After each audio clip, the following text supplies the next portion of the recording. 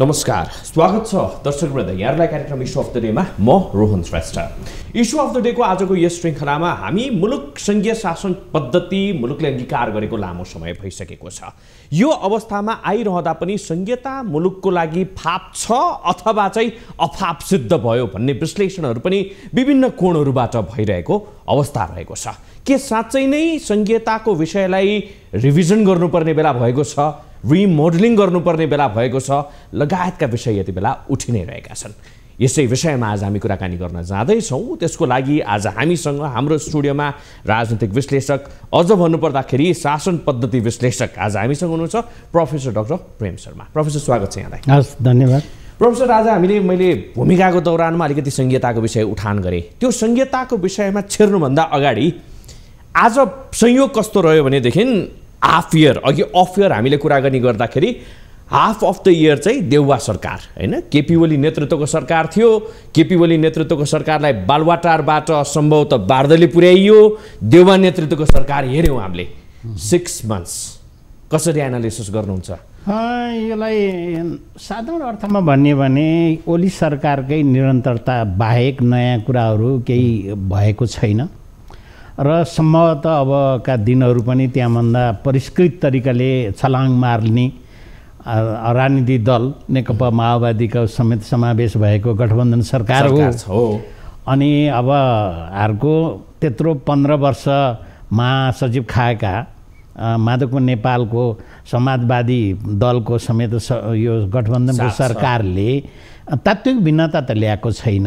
किनभने ओली सरकारले ल्याउने अध्यादेश, ओली सरकारले संसद विघटन समाप्त गरेर अथवा बन्द गरेर फेरि अर्को तरिका चल्ने गतिविधि बाहेक केही पनि छैन। र कता कहीँ हेर्नुहोस्, अहिले अस्तव्यस्त के भइरहेको छ भने न्यायपालिकाको कुराहरू अत्यन्त कुण्ठित अवस्थामा छ भने जनताबाट निर्वाचित सार्वसत्ता सम्पन्न व्यवस्थापिकाको बेहालत छ। त्यसभन्दा यस्ता कुराहरू छन् र हाम्रो वैदेशिक सम्बन्धमा समेत बडो अप्ठ्यारो अवस्थामा परिसकेको अवस्था, जस्तै एमसिसीका कुरादेखि लिएर नेपाल भारतसितको सम्बन्धका कुरादेखि लिएर खासै प्रगति भएको छैन र दुःखद कुरो छ। अब जनगणना पनि गर्न सकिएको छैन लिम्पियाधुराको जुन चुच्चे नक्साको। अर्कोतर्फ गएर भारतले अहिले फेरि बाटो बढाउने सहज तरिकाले नेपाललाई कुनै उयो नगर्ने, सोधपुछ नगर्ने किसिमबाट चाहिँ यो सरकार बनेको अवस्था रहेको थियो नि। यो सरकारबाट चाहिँ तात्विक रूपमा त्यस्तो विकासको छलाङ, आर्थिक समृद्धिको ढोका लगायतका सपना देख्नु जायज थियो? होइन, थिएन। त्यो थिएन, अथवा चाहिँ सिम्पल टालटुले प्रवृत्ति मात्रै? बस यो एउटा को सरकार तल झरे अर्को सरकार रिप्लेस गरेको बाहेक केही पनि भएको छैन। र अब देखिहाल्नुभएको छ संघीयताभित्र फेरि तपाईँले अहिले कोट्याउनु भयो पृष्ठभूमिमा।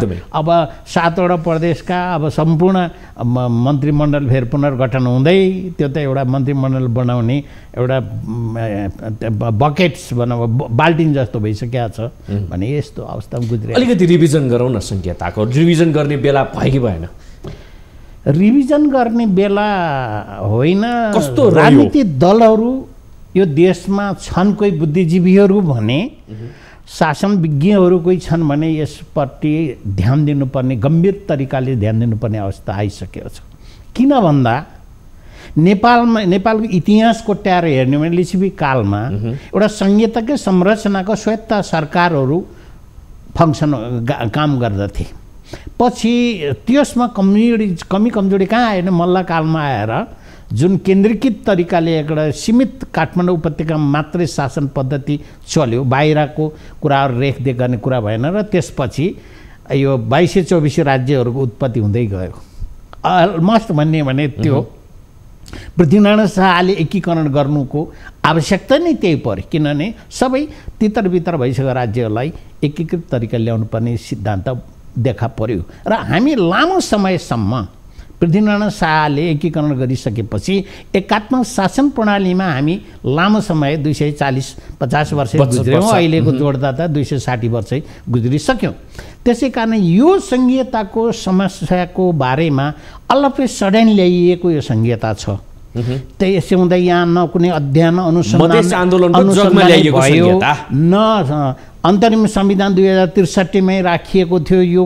यो त सिम्पली 2064 सालको माघ महिनामा चौथो संशोधन, त्यतिखेर अन्तरिम संविधानको चौथो संशोधनमा समावेश गरिएको, त्यो पनि एडहक बेसिसबाट। मधेसमा तपाईँले भन्नुभयो मधेसको केही समूहहरूले आगजनी गर्दाखेरिमा, तोडफोड गर्दाखेरिमा त्यतिखेरको समस्या समाधान गर्नको लागि भित्र राखिएर थामथुम गर्नको लागि ल्याइएको।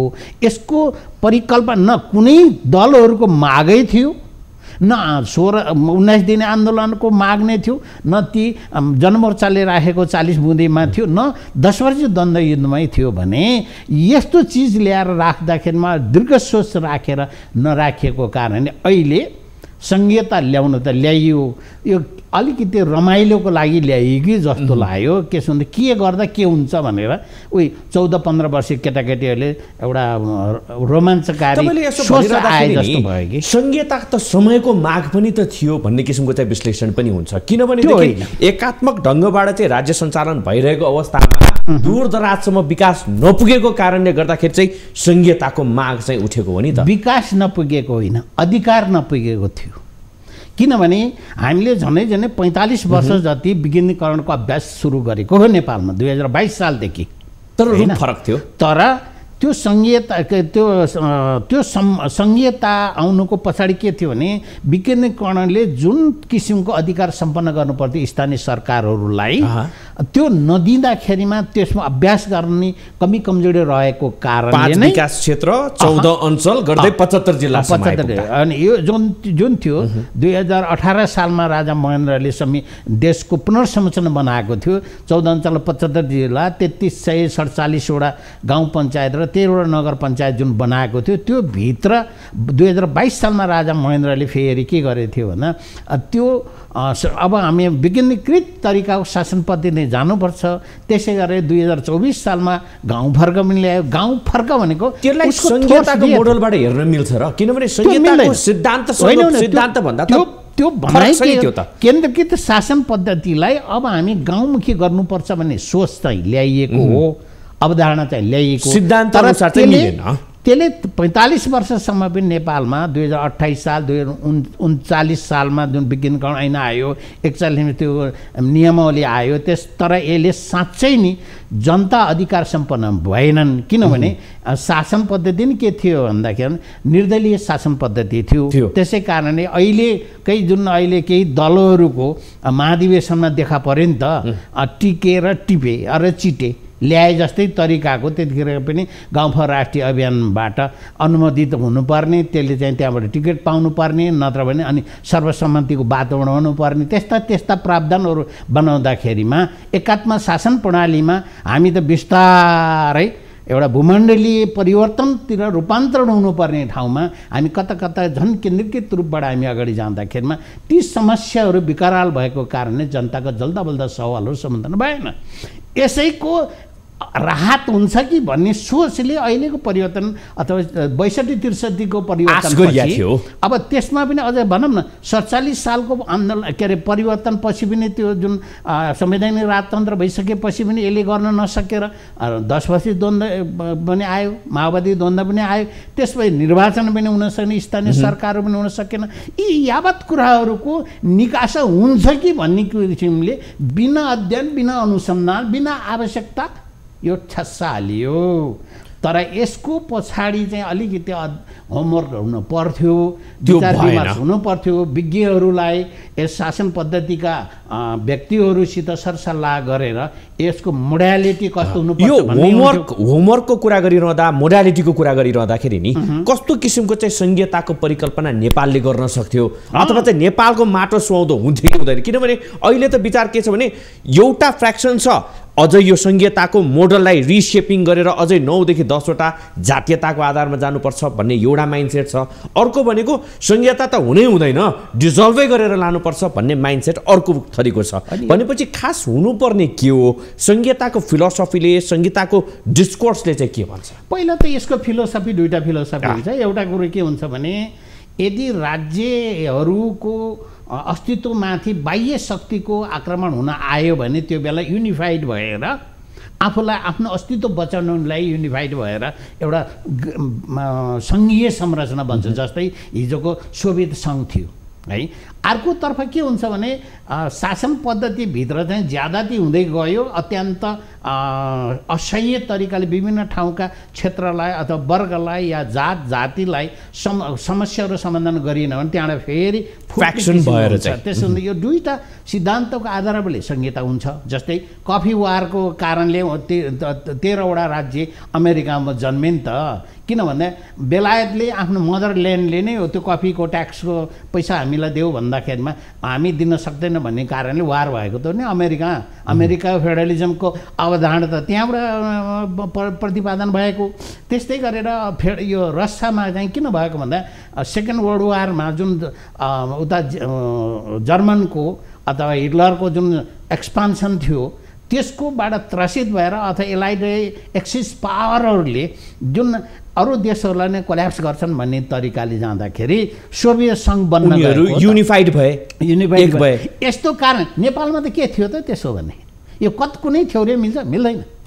त्यसै कारण हामीले त अहिले मैले सुरुमा जानकार गराइसकेँ कि नेपालमा लिच्छवी कालमा चाहिँ स्वायत्त राज्यहरू थिए, ग्राम ताल पुन होइन यस्ताहरू थिए होइन। अब तर लिच्छवीकालीन विभाजित नेपाल र अहिलेको नेपालमा चाहिँ त्यसरी तुलनात्मक रूपमा विभाजित होइन, स्वायत्त शासित त्यो राज्यहरू थिए के शासन पद्धति थियो त्यतिखेर। त्यसो न अहिले पनि खोजिएको त त्यो नेपाल आफै त थिएन नि त त्यति बेला। होइन त्यतिखेर त के थियो भने एउटा लुज फरममा थियो नि त नेपाल त। तने मल्लकालमा आउँदाखेरि के मल्ल राजाहरू चाहिँ बढी शौखिन भए, केन्द्रीकृत बढी भए र बाहिरको राज्यहरूसित उहाँहरूको सम्पर्क टुट्यो। त्यो टुट्दाखेरि के भने 2224 महासामन्तहरू भनेर जुन ठाउँमा राखिएको थियो ती महासामन्तहरूले 35वटा 36वटा गौडा गोस्वर सिर्जना हुन गयो नि त।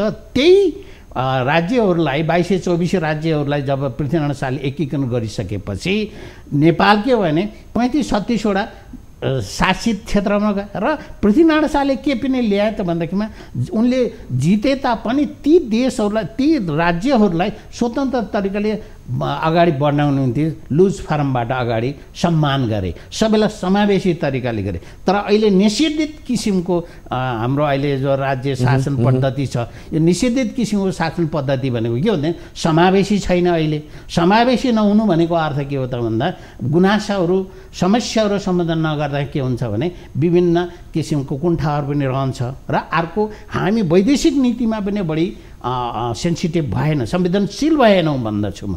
त्यसै कारण हाम्रो आन्तरिक समस्याहरू समाधान घरायसी समाधान नहुँदाखेरिमा छिमेकी मुलुकबाट नै हामी अलिकति प्रभावित हुन पुग्यौँ। अर्कोतर्फ छिमेकीहरूको समस्या चिन्ता र चासो के हो त भने नेपालको अस्थिरताले कसलाई फाइदा गर्छ कसलाई बेफाइदा गर्छ भन्ने कुरामा हिसाब किताबबाट लाग्ने पनि स्वाभाविक भयो है। त्यसो हुँदा हिजो हामी राज्य एकीकरण हुनुभन्दा अगाडि तिब्बतका बादशाहहरूका कुरा आउँथ्यो। अब भारतमा जुन हिजो उपनिवेशको समयमा इस्ट इन्डिया कम्पनीको जुन झकझकी थियो त्यसबाट हामी अलिकति बचेर बस्नुपर्छ भन्ने जुन पृथ्वीनारायण शाहका महामारीहरू भनौँ अथवा दिव्य उपदेशहरूबाट नै हामीले त्यो क्यालकुलेसन्स गर्ने कुरामा हामी रहेनौँ। तर अहिलेको सङ्घीयता के भयो भने बिल्कुल तरिकाले तपाईँले भने जस्तै अतिवादीहरू जस्तै भनौँ जनमोर्चाले हुँदैन भनेर आउँछ, अर्कोले भन्छ यसमा रिसफल गर्नु। रिसफल नभई त सुखै छैन, यो चल्दै चलेन के मित्र। तपाईँका श्रोताहरू दर्शकहरूलाई म के भन्दछु भने अहिलेको प्रदेश सरकारहरूको हैसियत, प्रदेश सरकार काम कर्तव्य, उहाँहरूको भूमिका, पुँजीगत खर्च, विकासका खर्च र गतिविधिहरू हेर्दाखेरि यो कता कता के हो यो अजेर्नु आए जस्तो किसिमको स्थितिमा एकदमै तपाईँले इङ्गित गर्नुभयो रिसफल चाहिँ कस्तो किसिमको चाहिँ रिसफल भन्ने कुरा पनि छ। संहिता हामीलाई आवश्यक हो, संहिताको बारेमा अलिकति बहस गर्ने हो भने संहिता आवश्यक हो, नेपालको माटो सुहाउँदो होइन, आवश्यक होइन, खास अधिकार चाहिएको थियो। तर कागती अधिकार त अहिले दिएछ नि त, अनुसूची 5 मा 6 मा 7 मा 8 मा दिएको छ नि त होइन। अनुसूचीहरूमा त अधिकार त दिएछ 9 सम्म दिएछ 5 देखि हैन सङ्घीय सरकारको अनुसूचीभित्र के हुने अनि त्यसपछि सङ्घीय सरकार र प्रदेश सरकारको बिचमा के हुने अनि यो स्थानीय सरकारको भूमिका के हुने 22 वटा अधिकार अनि प्लस साझा सवालका विषयमा साझा मुद्दाहरूको विषयमा 15 वटा अधिकार के हुने भनेको किटान त गरियो तर अहिलेसम्म नीति बनाउन सकेका छैन ऐन बनाउन सकेका छैन अब मित्र हेर्नुहोस् त तपाईँले भन्नुभने देउवा सरकारको आधी वर्ष गयो हैन अब उहाँको सरकारमा 3 महिना त क्याबिनेट बनाउनैमै समस्या खर्चियो अथवा गयो अब कहिले हुने त नि हाम्रो त उमेरभित्रै पनि अब फर्स्ट प्र्याक्टिस हो भन्ने किसिमको चाहिँ विश्लेषण पनि उहाँहरूले दिनुहुन्छ नि त फर्स्ट प्र्याक्टिस भएको कारणले गर्दाखेरि चाहिँ केही ल्याप्सेसहरू हुन्छन् केही कमी कमजोरीहरू हुन्छन् त्यसबाट परिणाम राम्रो आउनु पर्यो नि त धैर्य त गर्न नेपालीहरू सक्छन् तर धैर्य त कहिलेसम्म गाउँ गाउँसम्म मोटर बाटो पुग्नु हिजो गाउँपालिका गाउँ तपाईँको गाउँ बनेका कुराहरू आज सहर हुनु हस्पिटलहरू पुग्नु विद्यालय शिक्षण संस्थाहरू चाहिँ ती गाउँसम्म पुग्नु टोलसम्म पुग्नु घरसम्म पुग्नु घर घरसम्म मोटर बाटो जानु अचिभमेन्ट होइन होइन यो त एउटा कुरा तपाईँले अलिकति अफ द प्रसङ्ग ल्याउनु भयो संहिताको एउटा किसिमको संहिताले ल्याएको होइन नि यो मित्र हिजो नेकपा एमालेको सरकार हो के अरे 9 महिने शासनकालमा दुईटा काम गरे कि त्यो बेलाको 9 महिने शासनकालमा एउटा त के गर्यो भने त्योभन्दा अगाडि जिल्ला विकास समितिसम्म मात्रै बजेट जान्थ्यो गाविसम्म बजेट जान्थ्यो नगरपालिका जाँदैन थियो त्यसैले तजविज अनुसार योजना अनुसार कार्यक्रम अनुसार बाँड्थ्यो तर त्यो शासनकालले के गर्यो भने 3 लाख रुपियाँ सिधै गाउँपालिका गाविसको उसमा कोषमा हालिदिने अथवा खातामा हालिदिने भइगयो अनि त्यसपछि त्यो पैसा परिचालन गर्न नसकेर बाटो खनाउने कुरामा म्यासिभ रूपले अहिले नेपालभरि त्यो भइरहेको छ तपाईँले कोट्याउनु भयो नेपालको अति दुर्गम हिमाल पारीको जिल्ला भनेको त मुस्ताङ मनाङ हो गाउँ भनेको हुम्लाको पारीको गाउँ भने नामखा वडा नम्बर 6 जुन अस्ति 12 नम्बर के अरे पिलर हटाइयो चाइनाले हटायो भन्ने कुराहरू विवादित थियो नि त्यहाँ पनि म पुगेको छु पारजोल तामाङ भने त्यहाँको वडा अध्यक्ष हुनुहुन्छ हैन भन्नाले अहिले जसरी बुझाइएको छ नि विकास गाउँ गाउँसम्म पुग्नु भनेको संहिताको एउटा उपजको कारणले गर्दा परिणामको कारणले गर्दा त्यहाँसम्म पुगेको छ भनेर जुन बुझाइया छ नि यो कसरी बुझ्ने यो कुरालाई त्यो कारणले होइन संहिताको कारणले होइन अथवा समयले अहिले केही चिज भएको छ है सबैलाई हामीले नकारात्मक तरिकाले नहेरौँ केही गाउँपालिका नगरपालिकाहरूले आफ्नै तजविजमा प्राप्त भएका बजेटहरू मार्फत उहाँले म्यासिभ रूपबाट विकास गरिराखेको पनि भेटिन्छ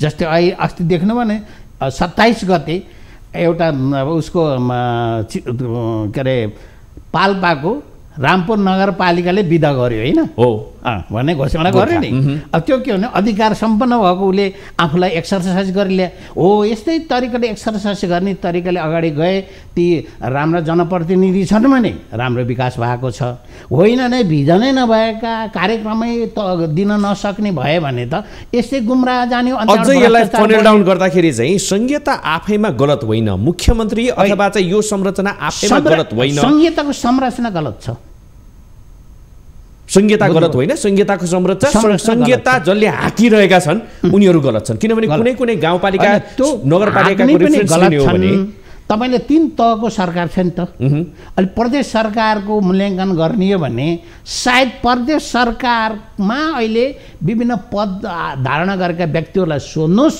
उहाँहरू सन्तुष्ट हुनुहुन्न यस विषयमा थप कुराकानी गर्नेछौँ तर एकैछिनको ब्रेकपछि हामी ब्रेकपछि हाम्रो कुराकानीलाई फेरि पनि अगाडि बढाउनेछौँ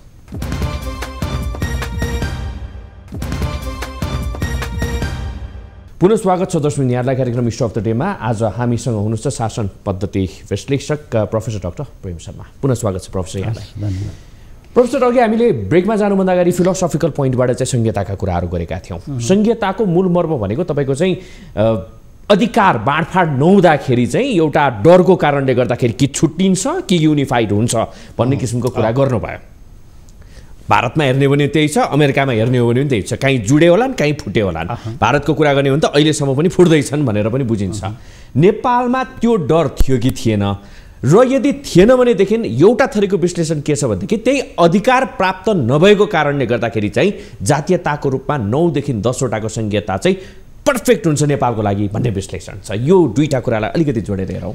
पहिलो कुरो त नेपालको सामाजिक आर्थिक संरचना संस्कृति संरचनालाई बुझ्नुपर्छ शासकले हैन। हाम्रो लामो इतिहासमा यी विभिन्न जातिहरू वर्गहरूको बिचमा कस्तो किसिमको सामिप्य थियो, कस्तो किसिमको सम्बन्ध थियो भन्ने कुरा बुझ्नुपर्छ।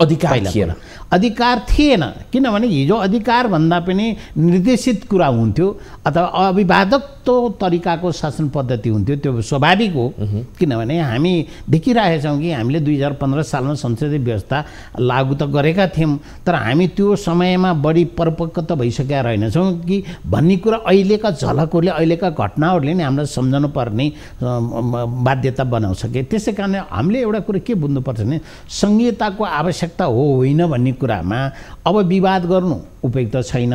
तर एउटा कुरा त भयो नि त 72 सालमा इन्ट्रोड्युस भएको अथवा लागू भएको अहिलेको संविधानले यसको कार्यान्वयनमा 4 वर्ष त गुज्रिसक्यो होइन। अनि यसको परिणाम के ल्यायो भन्ने कुरामा यो देशका शासकहरू, यो देशका बुद्धिजीवी र यो शासन पद्धतिका विज्ञहरूले सोच राखेको मैले पाउँदिनँ। तपाईहरु मिडियाकै क्षेत्रले पनि गम्भीरतापूर्वक अब यो प्रदेशको कारणले संहितामाथि ठुलो प्रश्नवाची चिन्ह आयो है भन्ने कुरा तपाईहरुले नै उठाइराखेको मैले पाउँदिनँ। यो गम्भीर तरिकाले सोच्नुस् त। तपाईले अहिलेको एकै महिनामा 3टा सरकार परिवर्तन भएको छ, 7वटा मन्त्रालय हुने ठाउँमा 14वटा मन्त्रालय पनि विभाजन भइसकेको छ हैन। त्यो त खाली मन्त्री बन्ने तरिकाको लागि मात्रै राखियो कि भन्ने कुरा छ कि यो त लोकतन्त्र भनेको र लोकसेवा भनेको दुईटा चीज हो के। लोकसेवामा कर्मचारीहरूलाई निष्पक्ष तरिकाले छानेर मेरिटोलोजीबाट लैजाने भयो, तर अहिले लोकतन्त्र त के भने राजनीति व्यक्तित्वहरू त्यहाँबाट आउने अनि त्यसबाट राजनीतिक पदको आसन लिइसकेपछि कमाउने व्यवसाय जस्तो रूपबाट परिणत भयो, जसको परिणाम अहिले मन्त्री चाहिएछ, सबैलाई पदै चाहिएछ। त्योभन्दा बाहिर उहाँहरूको प्रिफरेन्स अथवा प्राथमिकता छैन। सिद्धान्तविहीन तरिकाले गठबन्धन छैन र त्यो सत्ता प्राप्तको लागि सिद्धान्तविहीन पनि छ। संविधानमै नलेखेका कामहरू पनि यी अहिलेका कार्यपालिकाले पर्फर्म गरे नि त। अध्यादेश ल्याउने के अरे संसद विघटन गर्ने कामदेखि धेरै कामहरू त गरे नि होइन, जुन कि आज न्यायपालिकाले त्यसलाई सच्याउने किसिमले फैसला गर्यो अथवा परमादेश जारी गर्ने पोजिसनमा समेत पुग्यो भनिसकेपछि त हामी कहाँ छौँ? हाम्रो राज्य सञ्चालक भन्नाले म्यानसिप्स अब द राजनीतिज्ञ भन्ने शब्द प्रयोग गर्दछु को रहेछन्। अब उहाँहरूले जनतालाई खुसी पार्ने, राष्ट्रलाई समृद्धि बनाउने हाम्रो लक्ष्य हो, सबैको साझा लक्ष्य हो भने उहाँहरूको मुख्य ध्यान कहाँ छ? कसरी सत्तामा जाने र सत्तामा बसेर चुनाव गराउने होइन। यसैको लागि नै यो गठबन्धनहरू भइराखेको छ। अब भनौँ न नेकपा एमाले अहिले चाहिँ प्रतिपक्षमा छ। अब माघ 12 गतेको चुनाव पछि त उसको स्थिति के हुन्छ भन्दा गठबन्धनका कारणले अब त त्यसलाई म कुनै ब्रान्ड दिन्न, गठबन्धनका कारणले 8वटा सिट सम्भवतः उसले लुज गर्दैछ होइन, राष्ट्रिय सभा लुज गर्दैछ, गुमाउँदैछ भने यस्तो किसिमको तिक्रम खेलेर कुनै अर्थ छ र? जनताका जल्दाबल्दा सवालहरू के छन् हेर्नुहोस् त। देशभरि म त धेरै जिल्लाहरू घुमेको, गाउँहरू घुमेर अहिले कोरोनाको लुज टाइम हुँदाखेरि नै घुमेर अब तालिम दिएर होमस्टेहरूमा दिएर हिँडेको व्यक्ति हो। त्यसो हुँदा त्यहाँ मैले बुझाएको छु। अहिले मैले डोल्पाको एकदमै विश्वको अग्लो ठाउँमा बस्ती, अल्टिच्युडमा बस्ती भएको छारका के अरे धो भन्ने गाउँका कुराहरू समेत म बुझाएको छु र कर्मचारीहरूसित म साक्षात्कार गर्छु। किनभने लोकसेवामा पदोन्नतिको लागि जुन यहाँ आएर अहिले काठमाडौँ भोरी छ्यापछ्याप्ती बसेका छन् विभिन्न कर्मचारीहरू, उहाँहरूसित साक्षात्कार गर्दाखेरि कस्तो देखिन्छ भने अचम्म लाग्छ भन्नै मलाई त लाज लाग्छ। भ्रष्टाचार अथवा कमिसन नगरिकन केही कामै हुँदैन। भन्ने कुराहरू उहाँहरू गर्नुहुन्छ र काम गर्ने समयमा विभिन्न किसिमका परिवर्तनहरू अथवा हस्तक्षेपहरू गरिन्छ। कर्मचारी कति फ्रिक्वेन्टली सरुवा गरिन्छ, कर्मचारी फ्रिक्वेन्टली सरुवा गरिसकेपछि समस्या के हुन्छ? आज यहीँ औषधि विभागको डाइरेक्टर अस्ति एउटा थियो, फेरि आज अर्को भएको छ हैन। यस्तो तरिकाले भइसक्यो, एउटालाई ठिक्क बनाएर राखेको हुन्छ अनि त्यसले अलिकति चारो खाइसक्छ, फेरि अर्को आएपछि फेरि अर्कोलाई घाँस हाल्नुपर्ने हुन्छ। यस्तो किसिमको यो कर्मचारीहरू परिवर्तन गर्नुपर्ने, सरुवा गर्नुपर्ने कुराको पछाडि केही उद्देश्य स्वार्थ छ भने यही छ, स्वार्थ छ एकदमै है। त्यसै कारण यो त लोकतन्त्र भनेको जाहिर खाने राजनीति तन्त्रको। प्रोफेसर शर्मा, हजुर, संविधानले संहिता भनिसकेको अवस्था रहेको छ, 3 तहमा हामी गइसकेका छौँ। सत्तामा आसीन पदाधिकारीहरूले नै संहिता बोझ भयो, संहिता चाहिँ सुनको हात्ती जस्तो भयो, पाल्नु बराबर भयो, लगायतका कुराहरू उहाँहरूबाटै सुनिन्छ। यद्यपि संविधानमा त मेन्सन छ, अब एउटा किसिमको सपना त नेपाली जनताको रहि नै सकेका छ, ब्याक हुने अवस्था पनि नहोला, अब के गर्ने? अब पुनर्विचार गर्ने, संहिता फुल स्टपको लागि पुनर्विचार गर्ने अथवा चाहिँ यही मोडलबाट हामी अगाडि बढ्ने हिसाबले गर्ने? संहिता अलिकति हामीलाई आवश्यकतै हो भने, राजनीतिक दलहरूको चाहनै हो, नेपाली जनताको आवश्यकतै हो भने यसमा पुनर्विचार गर्ने, संविधान संशोधन गरेर जाने। तपाईँ गाउँ पुग्नुभयो, देश दौडामा जानुभयो, नेपाली जनताले चाहिँ के भन्छन्? नेपाली जनताले त अब त्यो प्रदेशको त कुनै आभासै महसुस गर्दैनन्, वचनै गर्दैनन्। कहाँ छ त्यो प्रदेश सरकार भन्ने कुराको छामछुम कहीँ पनि भेट्दैनन्। कि केन्द्रमा भेट्छन् कि स्थानीय तहमा घर दैलोमा देखिने सरकार, भेटिने सरकार भनेको स्थानीय सरकारै हो कि प्रधानमन्त्री चिन्छन् कि वडा अध्यक्ष चिन्छन्? वडा अध्यक्ष चिने छन्। अब अहिले त तपाईँलाई मैले साँच्चै भनौँ, मलाई केही कर्मचारीहरूले त यस्तो पनि भनिसके, दाइ तपाईँ अब गाउँमा गएर एउटा वडा अध्यक्ष खानुहोस्, मजाले 50-60 हजार रुपियाँ फर्मल्ली आउँछ, बाँकी यसो गरेर लन्ठ्याङ गरेर थुप्रै आउँछ, मजाले आउँछ भने यहाँ अब किन आइडल बस्ने? तर प्रदेशको मन्त्रीभन्दा राम्रो किसिमको अहिले वडा अध्यक्षको शक्ति छ अथवा पावर छ, उसको प्रिभिलेज छ भनेर अथवा अवसर छ भनेर भन्छन् भने कारण के हो? आर्थिक आर्जनलाई उहाँहरूले सङ्केत गरिराखेको हो नि त। अब कस्तो मोडल चाहिँ हामीले अब मोडल, अब यदि संहितालाई राख्ने, कायमै राख्ने हो भने अब संविधान संशोधन गरौँ। कसरी संशोधन गरौँ भने संहितालाई एउटा लेयरमा मात्रै राख्ने। जस्तै अहिले भनौँ न, हिजोको क्षेत्रीय प्रशासन भएको थियो नि त, अथवा विकास क्षेत्र थियो, त्यस्तै तरिका अञ्चलादेश थियो। अब यस्तै तरिकाको एउटा लेयरमा चाहिँ प्रदेशलाई राख्ने, जसको अधिकार चाहिँ अझै तल्लो तहमा दिने अथवा स्थानीय सरकार तहलाई दिने र केही अधिकारहरू केन्द्रलाई दिएर केन्द्र पनि बडो स्ट्रङ बनाउनु पर्छ, होल्डिङ गराउनु पर्छ। तपाईँले भन्नुभएको मोडलमा चाहिँ 3 मोडलै रहन्छ, 3टै तह रहन्छ। 2 प्रदेश नराखे नि केही फरक पर्दैन। मुख्यमन्त्री नभएको अथवा चाहिँ प्रदेश सरकार नभएको संहिताको पनि परिकल्पना हुन्छ र यदि अमेरिकाको रेफरेन्स लिने, स्विजरल्यान्डको रेफरेन्स लिने, स्विजरल्यान्ड त हामीभन्दा सानो मुलुक होइन, त्यहाँ पनि छ संहिता, डेभलप छ। शासन ऐनले अब के परिकल्पना गरेछ हेर्नुहोस् त, त्यो मैले 3 लाख रुपियाँ सिधै गाविसलाई दियो, नगरपालिका दियो भने नि त, त्यो त बाइपास गरेर ल्याएको थियो त त्यो संरचना त। पछि गएर 3 लाखबाट झन्डै 40-50 लाख कम्तीमा प्रत्येक गाविसले नगरपालिकाले पाउने भएको थियो नि त।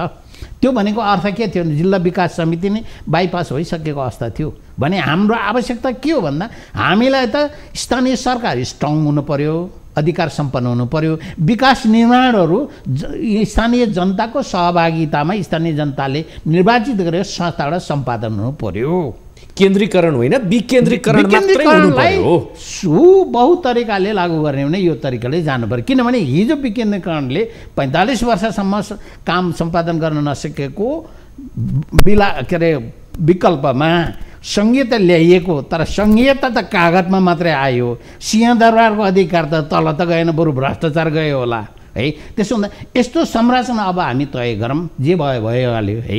त्यसो हुँदा कि केन्द्र सरकार स्थानीय सरकारै राखौँ, बिचमा हल्का किसिमको कोअर्डिनेटिभ बडीको रूपबाट समन्वय र सहकार्य गर्ने किसिमको एउटा लेयर राखेर अगाडि जाम। त्यो भनेको प्रदेश सरकार भनेर नराख्ने। प्रदेश सरकार भनेपछि त ठुलो ऊ अधिकार सम्पन्न संस्था हो नि त। यो प्रदेश सरकार, प्रदेश मन्त्री, प्रदेश सांसद नभइकन पनि संहिताको परिकल्पना हुन्छ। आर्थिक भार हेर्नुहोस् अनि काममा दोहोरोपन हेर्नुहोस्, यिनीहरूको भूमिका हेर्नुहोस् अनि यिनीहरूको क्षमता हेर्नुहोस्, यी सबै कुराले प्रदेश सरकार त अहिले विकम्ब भइसकेको अवस्था छ नि त। हेर्नुहोस् त, त्यही कुराको लागि तिग्रम खेलिएको छ, गठबन्धन बनेको छ, गठबन्धनको तिग्रम चलिरहेको छ भने केमा त? समृद्धि नेपालको लागि त होइन रहेछ त, सुखी नेपाली लागि त रहेनछ नि त, तिग्रमको लागि मात्रै। संहिता भन्ने शब्दको डिफेक्ट हो अथवा चाहिँ त्यसका रुलर, त्यसको नेतृत्वकर्ताहरूको पहिलो डिफेक्ट हो? कुरो चाहिँ हामीलाई चाहिँ विकेन्द्रीकृत अथवा अधिकार निक्षेपित किसिमको स्थानीय सरकारहरू हुनुपर्ने हो। त्यो अलि फितलो भयो, त्यो राम्रो अभ्यास र व्यवहारमा आएन, त्यही हुनुपर्ने हो। कसरी हुन्छ त्यो गरम होइन, संहिता व्याग गर्न पनि सकिन्छ बकाइदा साथ। संहिता व्याग गर्न किन सकिँदैन? एउटा जनमत सङ्ग्रह गरिदिएपछि कन्फ्रन्टेसन ल्याउँदैन होइन, कसरी ल्याउँछ? चाहिएको कसलाई? 2 नम्बर प्रदेशलाई मात्रै त होला नि, नेपाली जनतालाई। के को नेपाली जनता? तपाईँले सबै नेपाली जनता भने सबै ती संहिताको उस नि त। के नलेज छ नेपाली जनतालाई कि संहिताले के दिन्छ? पहिलादेखिको चलिआएको व्यवस्थाले एकात्म शासन प्रणालीले के दिन्छ भनेको नेपाली जनता त्यो असम्भव। त्यो त हिजो ल्याइए थियो, इग्नोरेन्समा ल्याइएको थियो, अज्ञानतावश ल्याइएको थियो। त्यो हुने बित्तिकै त काटमार गर्ने बाहेक कता कता मुटुको ढुकढुकीमा त नेपाली जनताको त्यो त्यसो भने तपाईँलाई भनौँ 125वटा राज्य बनाउनुहुन्छ त। यहाँ गोपाल किराँतीले 800वटा भनेको थियो नि, बरु उनले भनेको त अहिले यो 753वटा भनेकै सरह किसिम उहाँको परिकल्पना। त्यो जेन्युन पर्सन छ होइन, त्यो 76 राज्यहरूको परिकल्पना गर्नुभएको हो। तर यो संहिता कहाँ आयो त नि? यो कसको डिमान्डमा थियो भने होइन, मैले तपाईँहरूका श्रोता र दर्शकहरूलाई जानकारी गराइ सकिनँ भने डु वी निड संहिता in this very status or go back and respell it? Genuinely अब हामी चाहिँ यस पुनर्विचार गरेर संविधान संशोधन अगाडि जानुपर्छ। अझ यसमा थप नेपालको निर्वाचन पद्धतिमा पनि रिभ्यू गर्नुपर्छ, पुनर्विचार गर्नुपर्छ।